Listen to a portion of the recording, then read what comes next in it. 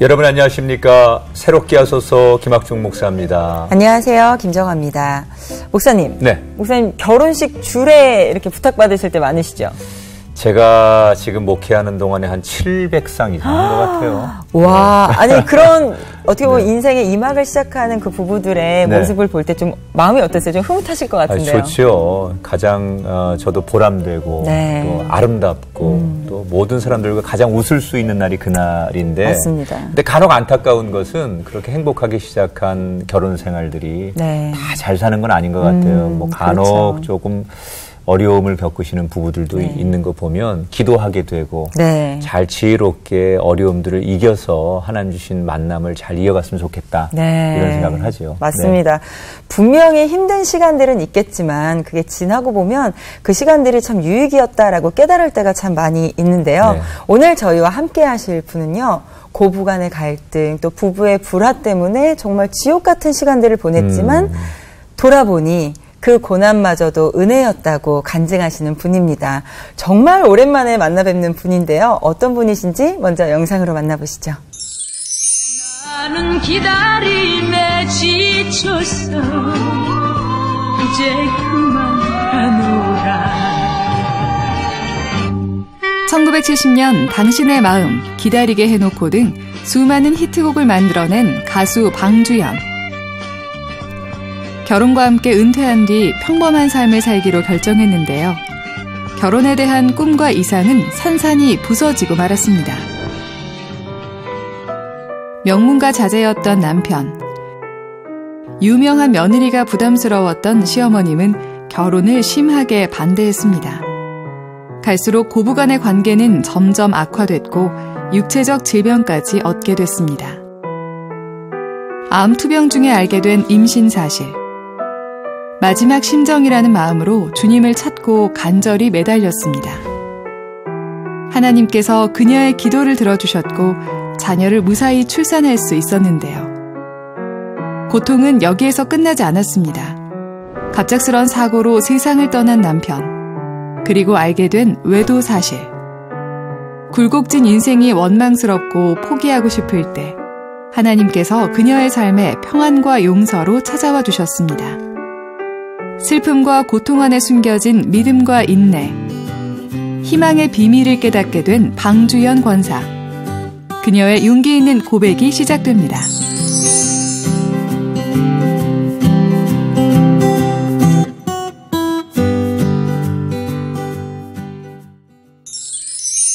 네, 이분은 70년대 이분을 모르면 간첩이죠. 네, 정말 전설의 가수십니다. 방주연 권사님 이 자리에 오셨습니다. 안녕하세요. 안녕하세요.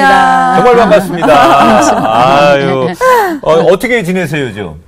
뭐 저는 저 나름대로 제 또래 친구들에 비하면 많이 바쁜 편이죠. 여전히. 네, 노래도 여전히. 가끔 하시고요. 노래 공연하고요. 가수가 공연을 하지 않으면 죽은 목숨이나 다름없죠. 그러니까. 공연하고 또 이제 저는 또 개인적으로는 자연치유학이라는 학문을 강의하러 다니기도 하고 이모저모로 바쁘게 지납니다. 바쁘시다니까 좋네요. 그러게요. 우리 방주연 권사님은 정말 젊은 시절에 많은 노래들을 또 사랑을 또 받았어요. 그래서 그 노래들을 조금 소개해드리고 싶은데 당신의 마음, 당신의 마음, 자주색 가방, 기다리게 해놓고 내 곁에 있어주. 꽃가나기. 히트곡이 굉장히 많으셨어요. 저희 오늘 권사님의 그 노래를 다시금 한번 또 부탁을 안 드려볼 수가 없을 것 같은데. 무조건 듣고 시작해야 합니다. 그래요? 들어봐야죠. 라이브로. 살짝 좀 부탁드려도 될까요? 인간사 사람의 마음을 참 알 수가 없다라는 게 이 노래의 이제 핵심입니다. 그러니까 바닷가 모래밭에 손가락으로 그림을 그립니다. 당신을 그립니다. 코와 입 그리고 눈과 귀 턱 밑에 점 하나 입가에 미소까지 그렸지만은 이야 이거 맞아 이 노래 와, 여기 이거 정말 많이 아니 내 곁에 있어줘. 이거 좀 밝지요 노래가. 나는 네가 좋아서 네. 순한 양이 되었지. 순한 양이 될까요? 좋으면 순한 양이 네, 되죠. 네. 여고 시절 3년 동안 정들은 자주색 가방 네. 하는 노래 뭐 네. 그대 떠난다 해도 변치 않는다면 뭐 이런 이게 노래. 지금 들으시면서 노래를 흥얼거리시고 막 지금 좋아하시는 분들이 그렇죠. 보이네요. 네. 네. 아, 정말 오랜만에 이런 정말 노래 소리를 듣는데 네. 근데 목소리도 네. 여전하세요. 맞아요. 목소리가 정말 아름다워요. 가수가 목소리가 변하면 네. 죽은 목숨이죠. 근데 나이가 드시면 조금 목소리가 변하는데 권사님은 정말 더 목소리를 잘 관리하시는 것 같아요. 그렇다고 그래요. 목소리에도 지문이 있다고 그래요. 네. 우리 그 손바닥에 전 인구가 지문이 다 다르듯이 사람마다 그 목소리에도 성문이라고 그래서 이제 지문이 있는데 네. 이 지문 관리를 잘 해야 돼요. 성문 관리를 잘 해야 되는데 네. 이제 제가 한 학문 중에 그러한 분야가 있습니다. 그래서 이제 그 학문을 열심히 하다 보니까 우리가 목소리 관리를 어떻게 해야 되고 마음 관리를 어떻게 해야 되고 신앙을 어떻게 해야 되고 이제 다 그 해답이 나름대로 나오더라고요. 네. 그래서 그걸 뭐 습관적으로 의지를 가지고 따라하니까 그렇군요. 목소리도 잘 안 변하고. 예. 아니 저희가 뭐 대략 이제 나이를 어느 정도 짐작하는데 묻지 마세요. 아니 묻지 마세요. 아니 근데 어떻게 그렇게 젊음을 아니 저희가 알기로는 지금 뭐 한 4학년쯤 되시나요? 그렇죠. 저는 영원히 49살을 넘지 않을 겁니다. 네. 그런 각오로 살고 있어요. 네. 아이 뭐 나이를 다 많이 가늠하실 거예요. 네. 그럴 거예요. 네. 묻지 말라고 하니까 저희가 어떻게 감히 얘기를 못 하겠네. 그렇죠. 네. 여러분들이 더 잘 아세요. 네. 그렇죠. 좋아하셨던 분들은 내가 이때부터 이렇게 좋아했는데라는 생각이 있으시기 때문에. 네. 아니, 이렇게 목소리가 너무 좋으신데 네. 언제부터 좀 노래 두각을 나타내셨는지가 좀 궁금해요. 데뷔 시절 데뷔가 언제셨죠? 70년도예요. 70년도에 하셨고 대략 나이가 나오겠죠. 근데 이제 훨씬 그 이전으로 돌아가서 우리가 6.25 전후 바로 직후 세대거든요. 네. 그러니까 굉장히 세상이 어려울 때잖아요. 먹을 것도 뭐 너무 귀하고 없고 다들 생활이 어려울 때 조그만한 아이가 그 흥얼거리는 노래가 범상치를 않았대요. 저희 부모님 하시는 말씀이. 어릴 적부터. 뭐 그런가 보다. 그냥 또록또록하네. 이제 이렇게만 생각하셨는데 우리 아버님이 옛날부터 정통적인 그 유교 집안이었어요. 네. 근데도 아버지가 어렸을 때부터 너 교회 가라. 교회 가. 교회 가면 노래 많이 할 수 있어. 아버지가 그러시는 거예요. 네. 그래서 그게 무슨 말씀이신가. 그러니까 집에서 제가 흥얼거리면서 노래를 하니까 시끄러워서 그러시나? 저는 이제 그렇게 생각을 하고 교회를 갈까 말까 이렇게 하다가 마침 크리스마스가 때가 돼가지고 교회에서 이제 새로 오는 아이들 선물 준다길래 이제 사탕하고 이런 거 이제 얻어먹으려고 갔었죠. 그게 이제 초창기 제가 노래를 꿈을 꾸기 시작한 첫 스타트예요. 그게. 네. 교회 다니면서. 교회에 나가기 시작한 주일학교. 네네. 네. 그러다가요. 그리고 주일학교 나갔더니 새로운 아이니까 이제 환영회 같은 것도 해주고 그러는데 생전 제가 경험하지 못했던 네. 많은 아이들이 환영회를 해주고 뭐 머리에 무슨 왕관 같은 것도 예쁘게 이게 씌워주고 맛있는 것도 주고 그래서 이제 막 지네들이 환영 파티하는 노래를 해주더니 너 노래 한번 해봐. 그러는 거예요. 그래서 내가 노래를 했죠. 그랬더니 네. 너 그러면 주일학교 성가대 해라. 네, 그렇게 됐어요. 네. 근데 이제 성가대는 여자아이들이 많았는데 남자아이는 몇 명 없었어요. 그러니까 테너 파트 없었던 거예요. 근데 저보고 테너 파트를 하래. 아하. 그래서 뭐 억지로 그냥 여자아이가 테너 파트를 하다 보니까 목이 이제 이런 식으로 묘하게 변했어요. 그때부터. 네. 그러다가 고등학교 들어가면서 이렇게 좀 가수를 해야 되겠다라고 하는 계기가 있으셨다고요? 그런 건 이제 초등학교 때도 이제 주일학교 때 성가대 하면서 꿈을 키워왔죠. 나는 노래를 참 잘하는구나. 옆에서 잘한다 그러니까. 네, 잘하는. 커서 가수가 돼야 되겠다. 돼볼까? 이제 이렇게 생각을 하고 고등학교를 가서 2학년 때 전국 노래자랑이 지금처럼 그때는 정부에서 주관을 했었어요. 그러니까 문화공보부 행사 때 예선 합격, 그다음에 본선, 결승전은 명동에 있는 큰 국립극장에서 하는데 제가 가창 대상을 했어요. 네, 고등학교 때. 그 이미 고등학교 때 국가에서 주는 그렇죠, 국가에서 주는 공연 가수시네. 그러니까. 인증서를 네. 받은 거예요. 그러니까. 그러니 이 사실을 부모님한테 말씀드릴 수도 없고 말씀드렸다가는 뭐 큰일 나니까. 그러니까 부모님은 좀 이렇게 연예인이 된다는 거에 대해서 반대를 하셨나요? 상상도 못 하셨죠. 부모님은 항상 저한테 밥상에 딱 앉혀놓고 너는 쭉 그 법 공부를 하든지 아니면은 네가 음악을 좋아한다면 음악학을 해서 교수가 되라.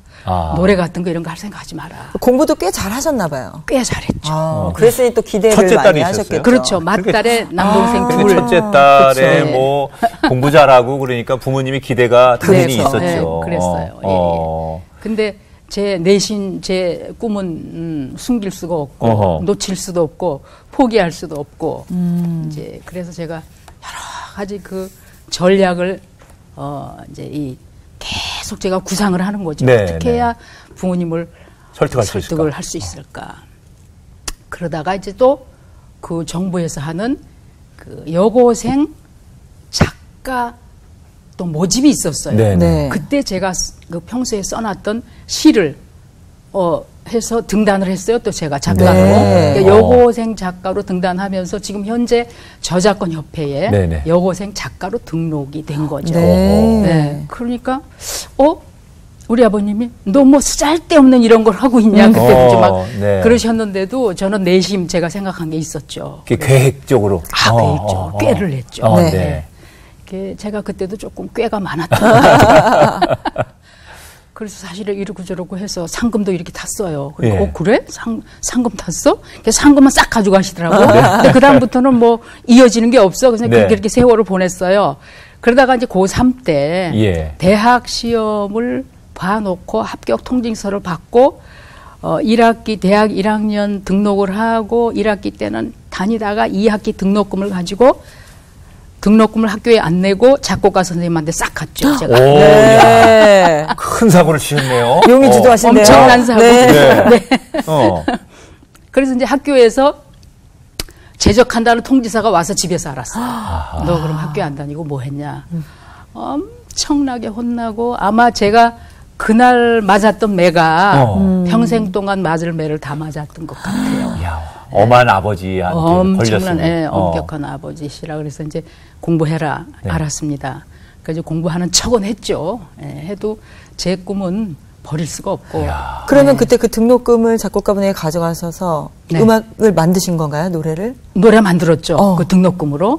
왜냐하면 제가 쓴 그 슬픈 연가 마음이 너무 슬펐어요. 그래서 제 데뷔곡이 슬픈 연가예요. 슬픈 연가. 그다음에 꽃과 나비. 두 작품을 가지고 선생님한테 곡을 붙여주세요. 그래서 그 작곡비, 작품비로 드리고 이제 곡을 받았죠. 일단 곡을 받았으니까 어떻게 해서든지 해결을 해야죠. 그러니까 노래에 대한 열망이 대단하셨던 거야. 엄청나죠. 그러다가 어떻게 데뷔를 하신 거예요? 그렇게 반대하고 뭐 일이 막 꼬이는데. 근데 작곡가 그 선생님이 신세계 레코드사에 소개를 해주셨어요. 일단 취입을 하자. 부모님이 허락을 안 해도 너는 재능이 있으니까 분명히 어디선가 도움의 손길이 올 거다. 회사에서도 데뷔를 시켜줄 거고 할 거니까 일단 취입을 하자. 그래서 취입을 일단 무조건 했어요.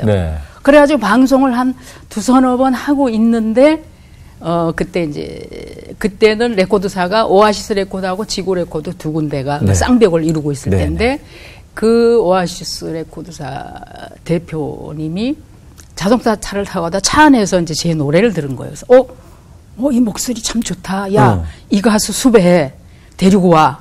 우리 회사로 스카우트. 그래서 제가 그때 아파트 한 채 값을 받고 계약금으로. 네, 계약금으로 스카우트 된 거예요. 네, 부모님이 뭐라고 하셨나요? 그렇게. 놀래도 보통 놀래신 게 아니죠. 그러니까 네가 어디서 이렇게 큰 돈을 벌었냐. 그래서 이마하고 이마저마 해가지고 뭐 저작권 협회 등록이 되고 여고생 작가가 되고 사실은 학교에 이렇게 못 갔고 뭐 이제 다 이제 이실직고 하고 용서를 구하고 그래서 결론적으로는 이렇게 제가 잘 되지 않았습니까? 밀어주세요. 무릎 꿇고 앉아서 울면서 제가 통곡을 했어요. 그때. 뭐라고 하시던가요? 그러니까 뭐 우리 부모님 할 수 없죠. 그러니까 그러면 어차피 어차피 네가 가수 생활하면은 다 못 다닐 거니까 하여튼 한 10년 다닐 셈 치고 10년 다닐 각오를 하고 본명은 조금 촌스럽다. 그리고 이상하다. 네. 제 본명 웬만한 분이 다 알거든요. 옛날에 잘 몰랐는데. 그러면 이름을 바꿔라. 그래서 성은 버릴 수가 없다. 네. 주연해라. 네. 주연. 예. 그 허락을 그렇게 해주시고. 근데 저희가 듣기로는 1년 동안 해서 잘 안 되면 다시 돌아와요. 조건이 1년 동안 안 되면 이제 포기하는 걸로 각서를 쓰고 그다음에 1년 동안 하는데 무대에서 절대 방송국 어디서든지 미니스커트를 입거나 너무 노출된 의상을 입거나 안 된다. 너무 진한 화장을 하거나 하여튼 뭐 머리끝에서 발끝까지 또 이제 1항, 2항, 3항 사항이 있어요. 네. 그거 다 사인하고 그리고 겨우 허락을 받고 이제 가수 생활이 시작이 됐는데 어머 히트를 하기 시작했니까. 그러니까 이게 이러면 한 제한적인 게 이렇게 많았음에도 불구하고 1970년에 슬픈 연가로 데뷔한 이후에 MBC 10대 가수상, KBS 10대 가수상 획득하셨고요. 양방송 다. 이에 TBC 최고 여자 가수상을 4회 연속으로 수상을 또 하시면서 신인 시절을 어떻게 보면 거치지 않고 톱스타 대열에 딱 들어가셨어요. 무명 시절을 저는 거의 겪지 않았어요. 바로 무명 시절이 되자마자 오아시스 레코드에 거금을 받고 스카우트에 갔으니까 무명 시절이 없었기 때문에 그 무명 시절에 대한 그 애틋함은 제가 잘 몰라요. 그리고 그때 가수 이수미 씨와 함께 여성계 남진과 나훈아로 불리면서 성공궤도를 좀 달리셨는데 그렇게 막 활동을 계속 이어오실 것 같았는데 갑자기 활동이 확 뜸해지셨어요. 70년도 중반에 가요계에 이제 수백 명의 그 연예인들이 대마초 사건으로 구속이 되거나 노래를 못하게 됐는데 그때 남아있는 가수들이 저하고 뭐 남진 나훈아 씨, 이미자 씨 뭐 몇 명 없었어요. 그러니까 이 몇 명 안 된 그 가수들이 그 많은 가수들의 스케줄을 대신 펑크를 메꾼다는 개념이랄까 하여튼 여기저기 밤낮 없이 굴려다니다 보니까 몸이 망가졌어요. 너무 과로해가지고. 과유불급이라는 얘기가 이제 거기서 나오는 얘기인데, 그러니까 밥 먹을 시간도 없고, 차에서 우유하고 빵으로 때우고 이러다 보니까 몸이 다 망가져서 하루는 극장 무대에서, 생방송 도중에, MBC 그때 생방송 도중에 하혈을 했었어요. 벌겋게 피가 막 무대에 쫙. 그 정도로 몸이 나빴어요. 그래서 이제 응급실에 실려가고, 이제 그러면서 몸이 너무 망가지니까, 그때 교회를 찾았죠. 제가 병원에 입원해서 마침 그때 목사님이 그 위문차 오셨길래 목사님 저 교회 좀 데려다 주세요. 그래가지고 그때 교회 가서 기도를 많이 하고 내가 몸이 왜 이렇게 망가졌나 이제 기도하고 반성하고 회개하고 매달리고 뭐 이렇게 해서 많은 기도를 하면서 제가 그 받아낸 답이 제가 너무 오만했다. 교만했구나. 무명 시절을 겪지 않는 인기 가수다 보니까 그냥 저만 잘난 거예요. 그러니까 사방팔방 여기 와라 저기 와라 부르니까 뭐 교만이 뭐 머리 꼭대기까지 올라갔겠죠. 그러니까 이 육신이 뭐라고 제 몸을 아끼지를 못한 거예요. 아낄 지혜도 없었고 지식도 없었고 그러니까 이제 이렇게 쓰러질 때까지 바보 멍청이 그리고 교만함 오만함 이런 것들이 뒤섞이니까 제가 이제 많은 것을 내려놓자 그런 생각을 하게 된 거죠. 그래서 그 당시에 내가 더 이상 이렇게 있으면 행복하지 않겠다 생각하고 내려놓고 이제 결혼을 하시는 거죠. 그러니까 결혼한 것도 이제 내려놓고 건강해져야 뭐 사람이 노래를 하든지 뭘 하든 이제 지속이 될 텐데 살아나갈 희망이 병원집으로 시집을 가면 되겠다 이런 생각을 그냥 저는 은연중에 하게 됐어요. 근데 마침 제 초등학교 동창생이 우리 그 시댁 그 시을은 비서 생활을 하던 초등학교 동창생이 있었는데 자기가 중매를 하겠다는 거예요. 그 얘기를 들어보니까 의사, 한의사, 약사 하여튼 이 성형외과만 빼고는 의사가 다 계시는 그런 집안이었어요. 그러니까 저는 옳다구나. 그 속된 말로 땡 잡았다. 이런 생각을 하고. 그러니까 이제 결혼할 생각이 있었는데 이제 그런 상대가 나타난 거예요. 네, 마침. 제가 그때까지는 일이 잘 풀렸죠. 저는 몸이 좀 아파서 그때가 몇 살이셨어요? 그때가 27살 때인가요? 8살 때인가? 네, 그랬죠. 정말 아주 전성기죠. 탑의 자리에서 어느 탑의 날. 자리에 네네.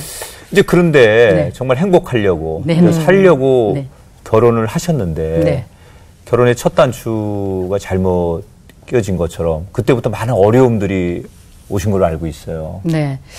한 1년까지는 꿈 같았죠, 신혼생활이. 네. 그런데 1년쯤 되니까 시아버님이 57세가 되셨는데 그 아주 지독한 그 희귀암에 걸리시는 거예요. 네. 그러니까 유명한 그 우리 시댁 식구들이 전부 스카이 출신들이에요. 시아버님도 의사. 그렇죠. 서울대 출신 뭐 다 의사신데 왜 의사의 몸이신 분이 희귀한 암이 올 때까지 몰랐나? 왜 방치했나? 안타까운 거예요. 제가 아무 의학 지식이 없는 사람이 너무나 안타까운 거예요. 그렇지만 저는 지켜볼 수밖에 없었고 네.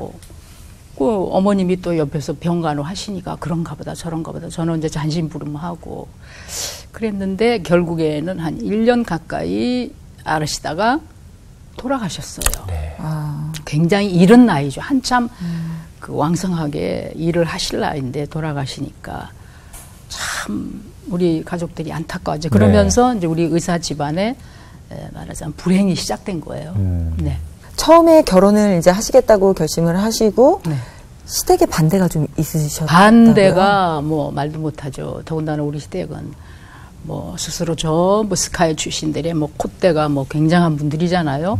저도 그에 못지않게 또 교만함도 있었고 그러니까 이제 이 너무 튀는 사람들의 말하자면 조합, 융합 그러다 보니까 그 안에서 그 밖에 있는 사람이 느끼지 못하는 안에 있는 사람들끼리의 어떤 불꽃 튀는 그런 것이 있기 마련이에요. 이제 그런 것을 제가 잘 견뎌야 되는데 참 저도 견디기가 힘들고 이렇게 벽 보고 우는 날도 많았고 허공불고 한숨 짓는 날도 많았고 이제 그렇게 되다 보니까 이 시집 생활은 결코 내가 생각하는 꿈 같은 세월이 아니구나. 나는 창살 없는 감옥에 갇혔다. 이런 일기를 제가 쓴 적이 있는데. 그 시어머니께서 이렇게 반대하신 겁니까? 시어머니 더 심하셨죠. 시어머니가. 네. 네. 이제 아버님은 어차피 받아들이고 야, 참 귀엽지 않니? 이쁘지 않니? 그러니까 이제 아버님이 이뻐하시고 귀여워하시니까 시어머님은 반대로 더 미워하시고 더 샘을 내시고 연예인이기 때문에 더 싫어하신 건가요? 근데 이제 연예인이니까 그렇기도 하죠. 왜냐하면 친구들이 아마 그랬을 거예요. 야, 연예인들 저것들 보통 내기 아니야. 그때가 보통이 아니니까 네가 확 꺾어. 뭐 이 친구분들이 이제 그렇게 얘기를 했겠죠. 네. 그러니까 어머니는 또 그래 맞아. 이제 이렇게 된 거예요. 그러니까 사사건건 뭐 이유 안 되는 그렇게 그 시비랄까 그 사사건건 자꾸 이렇게 말하자면 제 그 뭐랄까 신경을 아주 날카롭게 건드리는 거예요. 그래서 왜 저렇게까지 하시나 이런 생각이 들 정도로 네. 결혼을 하시고 시댁에서 같이 시부모님과 함께 사셨던 거죠? 같이 모셨어요. 그러니까 네. 그게 조금 잘못된 거 아닌가. 그럼 이제 그렇게 신혼 사시다가 시아버님이 돌아가시고 나면 네. 이제 더 이게 악화가 될 수도 있고 악화될 수밖에 없죠. 안 그래도 이제 반대한 결혼인데 시어머니 말씀이 하루는 너 여기 좀 앉아봐라. 그래서 네. 아버지가 누가 봐서도 우리 집안에 60도 안 돼가지고 대단한 우리 의사 집안 아니냐. 그런데 60도 안 돼서 돌아가시라고는 누가 꿈엔들 생각하겠니? 네가 잘못 들어와서 그렇다. 아야. 이제 그런 말씀 아주 면전에 대놓고 그러시더라고. 저는 너무너무 놀랬죠. 그 순간 막 가슴이 막 뛰면서 막 찢어지는 것 같아요. 네. 나도 우리 집에서는 귀한 딸이고. 그렇죠. 정말 세상에 둘도 없는 받던 많은 대중에게 사랑받던 사람이고 귀한 자식을 놓은 사람이고 어떻게 이런 사람한테 이런 말씀 하실 수가 있나. 거기다가 어머니가 무식한 사람이라면 제가 또 이해가 가요. 어머니도 스카이 출신이에요. 그러면 도대체 이해가 안 가는 거예요. 그러면 이렇게 시어머니와 불찰과 마찰이 계속 이제 결혼 생활 중에 있으셨을 텐데 그렇죠. 좀 그런 것들을 줄이기 위해서 분가를 해야겠다라는 생각은 안 해보셨나요? 분가를 해야 되겠다 이제 생각을 하고 있지만 제 입으로 어떻게 뭐라고 딱히 요구할 수는 없었어요. 그건 이제 남편의 그 의지에 따라서 해야 되는데 이제 그렇게 기다리는 세월이 몇 년 흘러갔죠. 그렇게. 네. 몇 년 흘러가니까 이제 그런 그 고부간의 갈등이 이제 너무 격해지고 그렇다고 제가 시어머니한테 도대체 어머니 왜 그러지 한번 덤벼본 적이 없어요. 드라마처럼 한번 해보시지 그러셨어요.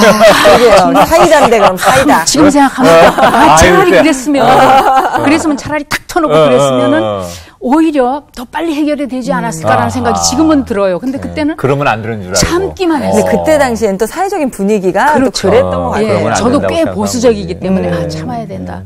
참는 자에게 복이 있나니 인내하는 자에게 뭐 복이 있나니 막 이런 생각을 하면서 어머니도 신앙 가지신 분이니까 언젠가는 나를 사랑해 주시고 용서해 주시겠지. 막 이런 기대감만 가지고 참기만 했어요. 근데 그게 잘못됐던 것 같아요. 근데 자녀는 없으셨어요? 제가요? 네. 일남이 있죠. 일녀가 있죠. 예, 이미 자녀들 낳았는데 시어머니는 여전히 못마땅해 하시고. 네, 그렇죠. 이제 그러면 이게 중간에 남편이 이제 역할을 좀 해줘야 되는 거잖아요. 그렇죠. 네, 이게 우리 남편이 너무 순한 사람이에요. 너무 순하고 매사가 좋은 게 좋지. 좀 잘 좀 해봐. 그리고 낮에는 남편들이 밖에 나가서 일 보고 집에 없잖아요. 그러면 어머니하고 나하고 눈빛이 어떻게 달라든지 몰라요. 그걸 일일이 다 설명할 수도 없고. 아마 방송 들으시는 여러 어머니들, 우리 며느리들 다 아마 실감하실 겁니다. 제 얘기를. 일일이 어른들한테 이렇게 덤빌 수가 없어요. 따지고 할 수가 없어요. 그냥 참아 넘기는 그러시다가 거지. 언제 분가를 하시게 된 거예요? 제가 병나면서. 아프시면서. 네. 그게 이제 그럼 어떡할까? 남편이 자꾸 이제 그러는 상황에서 그 임파선 암이 제가 생긴 거예요. 네. 그러니까 병원집에 원장 되시는 분이 암으로 돌아가시고 희귀병으로 돌아가시고 그 며느리가 또 암 걸리고 이거는 있을 수가 없는 일이에요. 바깥 사람이 생각할 때. 그러니까 막 쉬쉬 비밀로 하고 이제 제가 꿇어 앉아서 이제 빌었죠. 저를 제발 저한테 자유를 주십시오. 그 어떻게 해줄까? 그래서 저는 당분간 뱃속에 있는 아이를 생각해서 제가 몸 관리를 제가 스스로 하겠습니다. 이건 누구도 해줄 수가 없습니다. 저 아닌다면 누구도 못합니다. 그래서 이제 용서를 구했죠. 그렇게 하고 제가 남편하고 따로 분가를 했죠. 그러면 아프실 때 태중에 아이가 있으셨던 아이가 상황이었던 있었어요. 거예요. 와, 정말 더 힘드셨을 상황이네요. 그래서 이제 그때 결국 이제 분가를 하시고 그러면 이제 회복을 결국 하셨잖아요. 근데 이제 아이가 있는 상황에서는 감기약도 제대로 못 먹잖아요. 그렇죠. 네, 그러니까 어차피 스스로 이 아이하고 나하고 살아남기만을 기도할 수밖에 없었어요. 그때는 할 수 있는 게 기도로 매달렸어요. 그러면서 이제 프랑스에 가면은 그 루르드라는 그 조그마한 소도시에 난치병 환자들이 많이 몰리는 그 루르드라는 데가 있어요. 거기를 가가지고 이제 제가 엄청나게 기도를 하면서 매달렸죠. 그러면서 이제 제가 제 스스로 셀프 힐링을 하면서 몸 관리를 하면서 이제 산딸 돼가지고 이제 만삭이 돼서 이제 돌아와서 아이가 저 약 한 톨 못 먹고 아이 때문에 아이 때문에 근데 이제 너무 조심을 해서 자연분만이 안 되는 거예요. 그래서 대수술도 할 수밖에 없었고 근데 이 아이가 그렇게 못 먹고 그랬으면 아이가 조그맣게 나와야 되는데 4.4kg 나온 거예요. 와. 진짜 우량아네요. 우량아예요. 그러면 그 정말 아이 때문에 산모는 정작 엄마는 자기 치료를 어쩌면 포기한 거잖아요. 그렇죠. 그렇게 아이만을 위해서 기도하고 하나님 앞에 매달리고 내가 죽더라도 이 생명을 지키겠다는 엄마의 마음으로 기도하셨는데 그때 하나님께서 그럼 우리 권사님에게도 많은 위로와 좀 힘을 주신 것을 체험하신 거예요. 그럼요. 근데 이 아이도 뱃속에서 분명히 기도를 들었죠. 그래서 이제 역시 하나님은 살아계시는구나. 내가 기도하니까 왜 매달리는지 하나님이 내 입장 다 아시는구나. 그러니까 이제 수술하면서 놓긴 놨지만 이 아이가 뱃속에서 자기도 살아야 되니까 조금만 들어가면 자기가 다 먹었던 것 같아요. 그러니까 몸이 이렇게 부었죠. 그게 아마 자연의 섭리인 것 같아요. 그럼 그렇게 이제 아이를 낳으시고 몸이 다시 건강해지시면서 더 하나님과는 깊어질 수 있는? 더 깊어질 수밖에 없죠. 그러면 열심히 교회 다녔죠. 정말 이전에 그 갈등과 여러 가지 어려움 속에서 네. 하나님의 은혜를 경험하시고 조금 삶에 여유가 생기시지 않았을까? 어떠셨어요? 여유가 생겼죠. 네. 네, 여유가 그럼 시어머니와 관계도 좀 나아질 수 있나요? 그때 되면? 그러니까 집안에서 어긋나는 세력들끼리는 차라리 떨어져서 한 발 물러서 사는 게 훨씬 현명한 일인데 그걸 저희들이 어머니도 몰랐고 저도 몰랐던 거예요. 그냥 붙어 살면 잘 되는 줄 알고. 근데 이제 떨어져 사니까 한 발 물러서서 보니까 서로를 이해하게 되고 어머니가 우리 집에 오시면 사과하시더라고. 내가 너한테 너무했지. 난 그 말씀 나오시리라고는 상상도 못했어요. 네. 아니 그렇게 어떻게 보면 하나님이랑 깊은 교제가 있었고 그 안에서 좀 평안이 있는 것 같은데 네. 다시 인생의 최대 위기를 또 겪게 되셨다고 들었어요. 남편분이 사고로 또 먼저 세상을 떠나셨다고 들었거든요. 근데 이제 분가를 하니까 남편이 더 자유로워졌죠. 네. 자유영혼이 된 거예요. 그러니까 이제 뭐 가정은 제가 잘 꾸리고 나가니까 우리 남편이 주로 하는 얘기가 친구들하고 앉으면 그런 얘기야. 야, 우리 마누라는 너무 알아서 잘 살아. 기가 막혀. 야, 나는 만세야. 뭐 이러면서. 그러니까 혼자서 자유롭게 이 나라 저 나라 이곳저곳 막 여행하고 다니고 친구들하고 어울려 다니고 그러더니만 사람이 그 친구를 보면은 그 사람을 안다고 친구 중에 한 사람이 굉장히 이쪽 저쪽 뭐라 그럴까요? 좀 바람쟁이라 그럴까? 그런 사람이 한 사람 있었어요.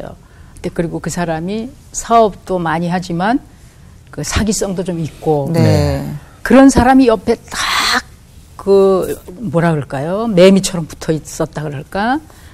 그러니까 이제 그 사람이 하는 여러 가지 이제 사업 제의랄까 이런 것을 뿌리치지를 못하고 외국 가서 사업을 펼친 거죠. 네, 엄청나게 크게 사업을 펼쳤어요. 네. 100억대, 200억대가 넘어요. 그때 당시에 주변에서 그랬으면. 이제 투자도 많이 받고. 네. 예. 그때 당시는 엄청난 돈입니다. 예. 그렇게 투자를 하니까 투자하고 나니까 또 자연히 거기에 매달릴 수밖에 없고 그런 상황이 벌어지니까 뭐 가정을 아무래도 등한시하게 되고. 네. 어떤 때는 또 남편이 집에 없으니까 저도 어떤 때는 좋아요. 그런 때도 있었어요. 예. 그러다가 어떻게 해서 이렇게 어떤 일로 인해서 남편분이 그래 이제 남편이 이제 크게 사업을 벌리다 보니까 현지에 있는 사람들하고 자연적으로 이제 관계가 되고 그 현지인이 말하자면 이제 이 한국에서 온 이 사업하는 사람들이 가진 돈은 말하자면 막 써버렸던 거예요. 마구 이제 집어내고 집어쓰고 마구 집행을 하고 뭐 이렇게 하다 보니까 뭐 브랭크가 막 생기니까 이 사람이 이제 다그쳤대요. 그 전무라는 사람한테 당신 말이야 이런 식으로 현지인이 아무리 권한이 좋다 하더라도 이렇게 하면 되겠느냐. 그렇게 하고 이제 막 나무라고 그랬더니 자기 술 한잔 사달라고. 그래서 이제 술집에 가서 이모 저모 막 따지고 왈가왈부 하다가 이제 이 멱살을 쥐게 되고 멱살을 쥐고 흔들면서 벽에다가 이렇게 꽝 하고 부딪혔는데 네. 그때 쓰러졌다는 거예요. 어떻게 보면은 과실치사 네. 그런 상황이 벌어진 거죠. 네. 이제 남편분의 사망 소식도 정말 너무 큰 충격이었는데 그 뒤에 이제 그동안 알지 못했던 사실들을 알게 되셨다고요. 그러니까 현지에서 사업을 하다 보면 현지에 분명히 이제 도와주는 뭐 사업 파트너들도 있었겠지만 도와주는 여성도 아마 있었나 봐요. 네네. 아마 그랬겠죠. 그랬을 네. 거예요. 또 그럴 수밖에 없었을 거예요. 한편으로는 그렇게 네. 생각해 보면. 그렇지만 그게 이제 말하자면 분수의 도에 지나친 거죠. 네. 그걸 이제 걷잡을 수 없이 그 길로 간 거죠. 네. 다른 사람 여성과 이제 함께 생활을 하게 되고 네. 다른 살림을 꾸미게 되고 또 거기에 뭐 이리왈 저리왈 쏠리게 되고 하여튼 뭐 굉장히 복잡한 생활이 됐던 거예요. 저는 오히려 홀가분한 생활로 돌아섰는데 그 사람은 더 복잡해진 거예요. 이제 그런 지금 일이 있은 지 벌써 한 10년 예, 넘었죠. 그렇게 됐습니다. 네.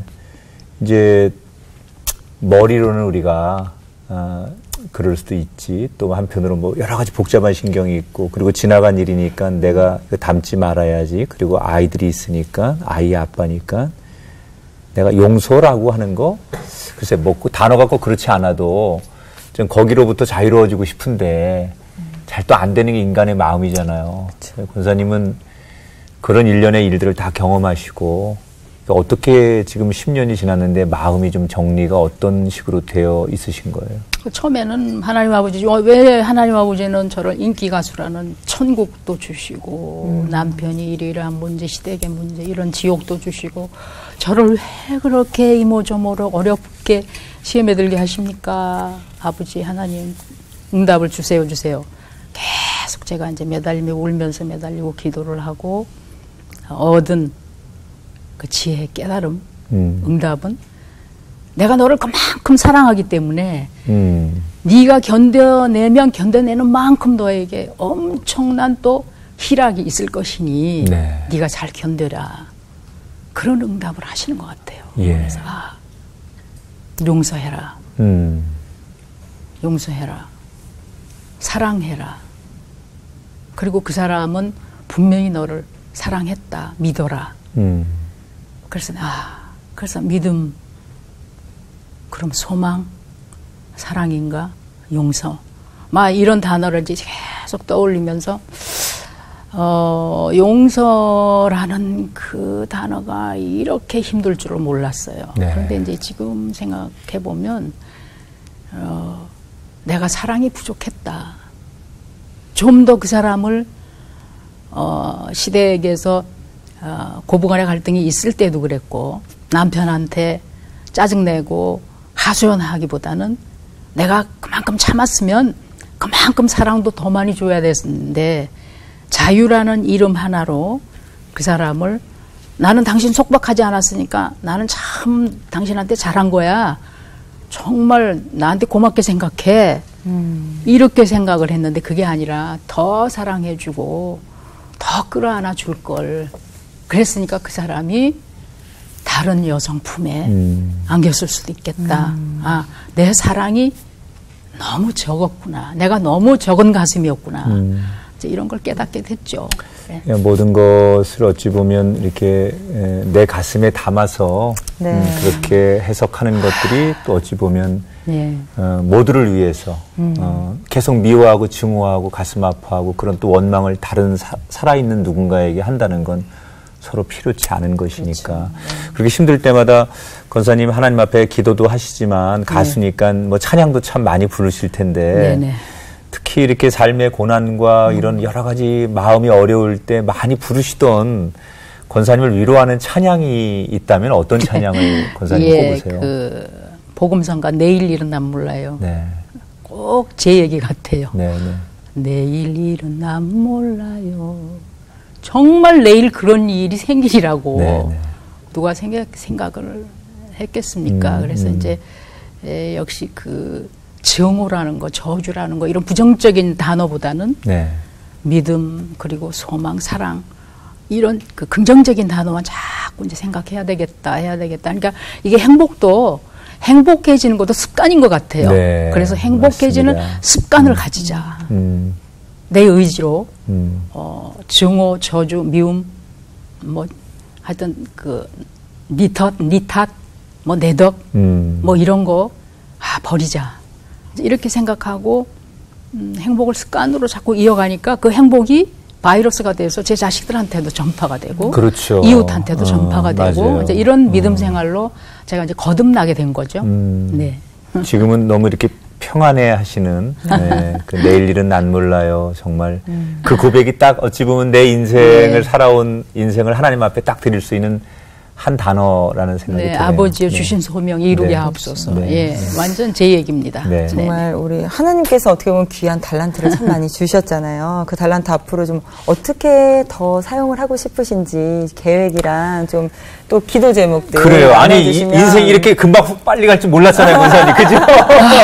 몰랐어요. 네. 네. 아니 뭐 내 곁에 있어줘 그 노래 부를 때 엊그제 같았는데. 네, 엊그제 같죠. 벌써 이렇게 많이 갔잖아요. 많은 일들이 있었고. 가수는 징크스라는 얘기가 있어요. 가수들은 징크스가 분명히 뭐 가수들뿐만 아니라 누구든지 사업하는 사람들도 그렇고 다 징크스가 있기 마련인데 왜냐하면 그 말하자면 뭐랄까요 여러 가지로 자기 스스로가 얽어매놓고는 그걸 징크스라고 생각하는 게 징크스는 자기가 만드는 거다. 저는 그렇게 생각하고 가수들이 가진 징크스가 그게 있어요. 가수들은 자기 노래 따라 인생을 산다. 그러니까 바닷가 모래밭에서 당신의 마음을 그릴 수가 없다고 그려놓고는 막 자주색 가방을 뭐 요것을 3년 동안 정들은 자주색 가방 뭐 잊을 수는 없을 거야. 그러고 막 부르고 기다리게 해놓고 뭐 오지 않는 사람아 이렇게 막 부르더니 결국에 지금 어떻게 됐냐?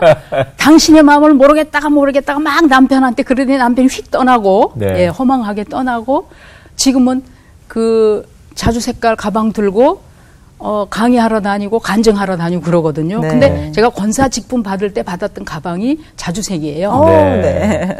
그러니까 정말 가수는 노래 따라 인생을 산다. 그게 딱 맞는 얘기인 것 같아요. 그래서 이제 어차피 직분이 중요한 게 아니라 정말 그 옛날 유태인들은 종교라는 단어가 없잖아요. 생활 자체가 종교가 돼야지 종교 따로 뭐 몸 따로 영혼 따로 의식 따로 있는 게 아니라 그러니까 저는 제 생활이 종교가 돼야 되겠다. 이런 이제 의지로 제가 기도하며 살지요. 예. 그 앞으로 뭐 어떤 계획은 복음선거 많이 부르고요.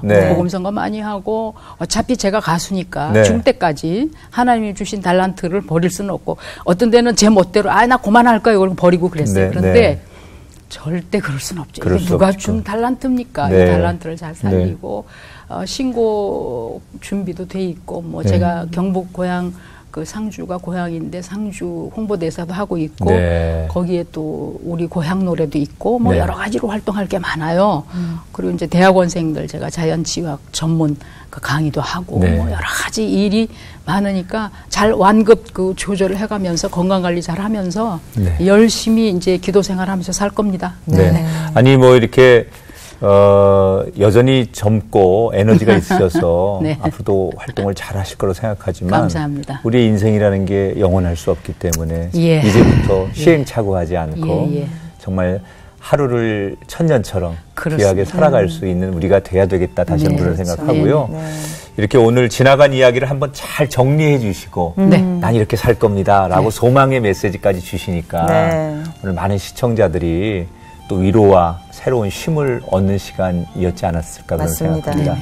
저희가 오히려 권사님에게 새 힘을 드리고 싶어요. 새롭게 하셔서 응원합니다. 감사합니다. 열심히 하셔서 제2의 전성기를 맞이하시는 우리 권사님 되기를 저희가 축복드립니다. 기도 많이 해주세요. 오늘 함께해 주셔서 고맙습니다. 권사님. 감사합니다.